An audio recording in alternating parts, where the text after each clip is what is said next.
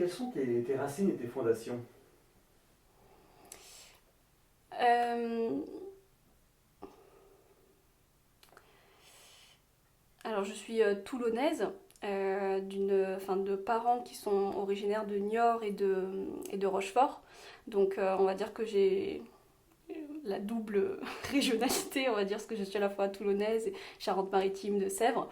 J'aime l'huile d'olive, mais j'aime aussi le beurre. Donc, je cuisine aussi avec du beurre, même si je vis maintenant à Montpellier, voilà.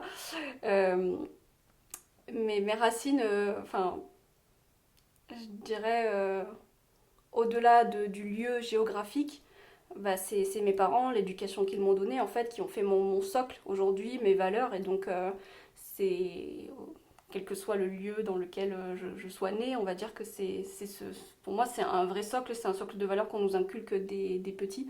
Et moi, je l'ai acquis grâce à mes parents. Et après, via mon entourage, mais je pense que si on part avec des bonnes bases déjà dès le début, quel que soit l'endroit où on est, si on a un socle de valeurs fortes qui nous est inculqué par notre famille, voilà, c'est, c'est tout gagné. Qu'est-ce que tu peux me dire de tes parents? Euh, alors ma mère était quelqu'un de très très jovial, qui était aimé par tout le monde et moi je pense que j'ai hérité un peu de son côté altruiste et communicatif, qui aime bien aller vers les gens, qui se font à tout le monde, qui s'adapte à tout le monde, voilà.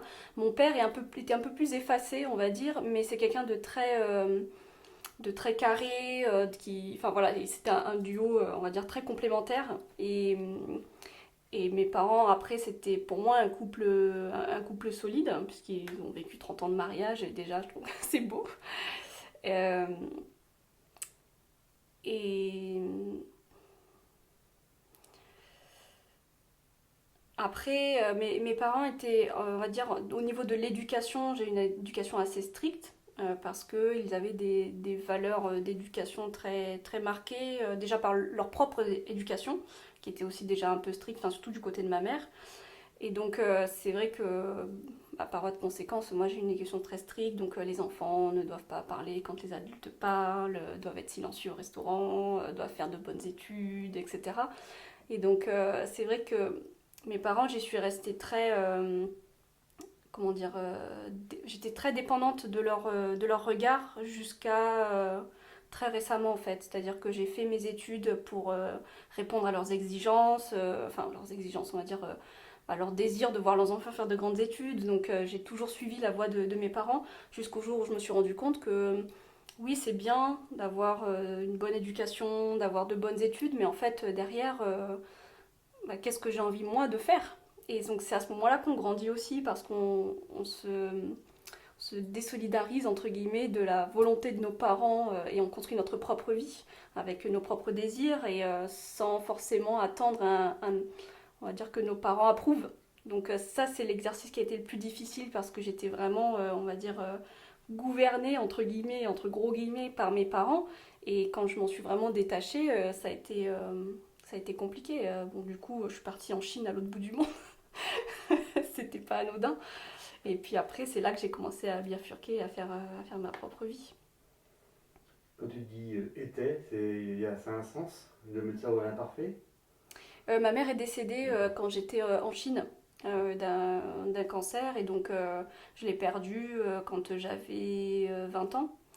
Et donc voilà, ça aussi, ça aide à prendre du recul parce que ben, on va dire qu'à cet âge-là, c'est à l'âge en fait vraiment où on commence à devenir mature. En plus, enfin, en partant à l'autre bout du monde, bah, on grandit à vitesse grand V. Enfin, moi, je suis revenue, j'avais l'impression d'avoir 30 ans dans ma tête, presque. Mais et alors en plus, quand on perd donc un de ses parents à ce moment-là, c'est vrai que c'était une grosse étape dans ma vie.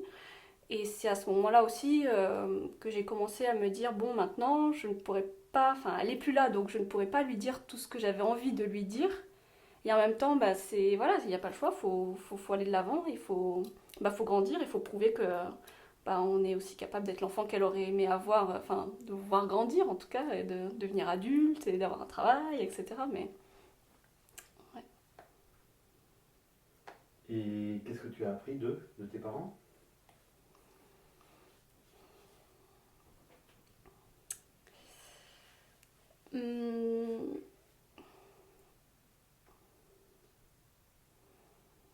Alors je dirais déjà de ma mère, j'ai appris la valeur de la famille, hein, parce que ma mère était très famille, très soudée. C'est-à-dire que voilà, toutes mes vacances, moi je les ai passées avec ma famille.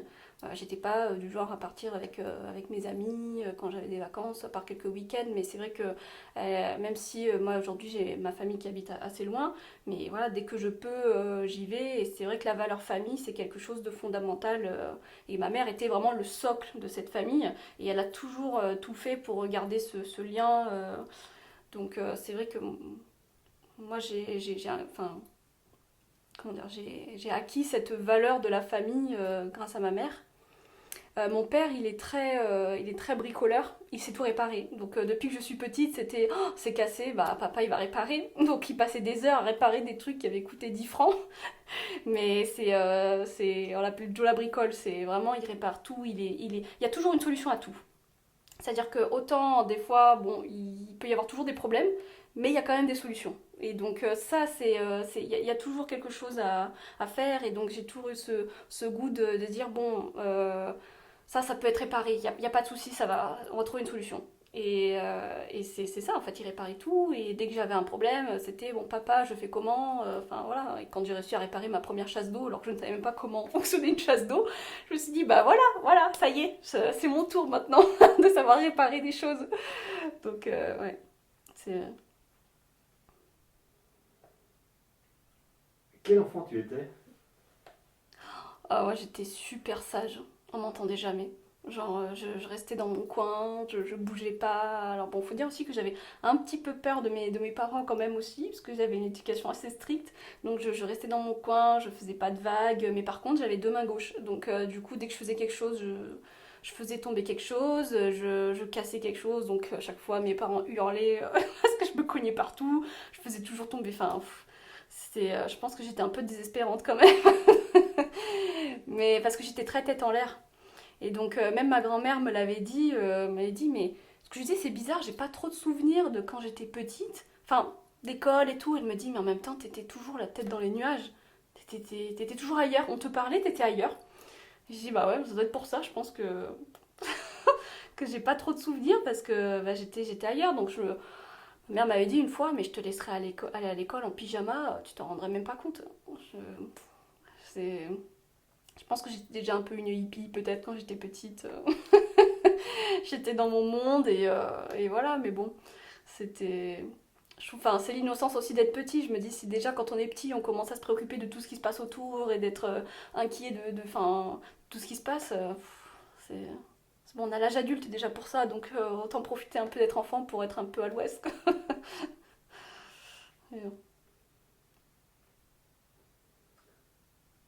Tu as des frères et sœurs? J'ai un frère jumeau. Ah, Voilà, je suis l'aîné de 2 minutes. Administrativement, c'est important de le souligner. Même s'il fait 25 centimètres de plus que moi, c'est moi l'aîné, officiellement. Biologiquement, c'est lui l'aîné, parce que normalement, celui qui sort en premier, celui qui est conçu en deuxième, mais bon, c'est toujours un peu la guéguerre de savoir qui est le plus vieux, donc c'est moi l'aîné. et vrais jumeaux. Faux jumeau, Ah, faux jumeaux.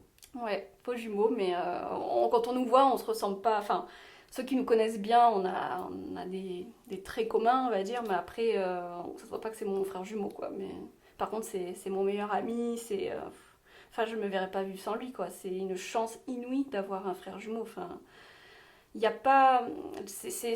En fait, c'est parfait d'avoir un frère jumeau sans que ce soit une sœur jumelle, parce qu'on n'a pas cette comparaison fille-fille, garçon-garçon. Mais par contre, on vit tout ensemble. C'est-à-dire on a passé le permis de conduire ensemble, on a fait nos études ensemble, on a fait la prépa ensemble, on a passé le bac, en fait, on a tout fait ensemble, là, jusqu'au jour où on a commencé à travailler, et puis voilà. Mais résultat, 10 ans après, on se retrouve à vivre dans le même quartier alors qu'on est parti chacun à l'autre bout du monde. Donc je me dis, c'est une chance inouïe. Moi, je remercie mes parents chaque jour parce que enfin, mon frère, ça a été mon soutien dans beaucoup d'épreuves.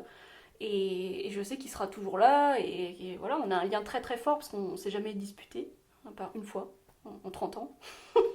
À part quand on était gamin, c'était des petites chamailleries, mais autrement, on est vraiment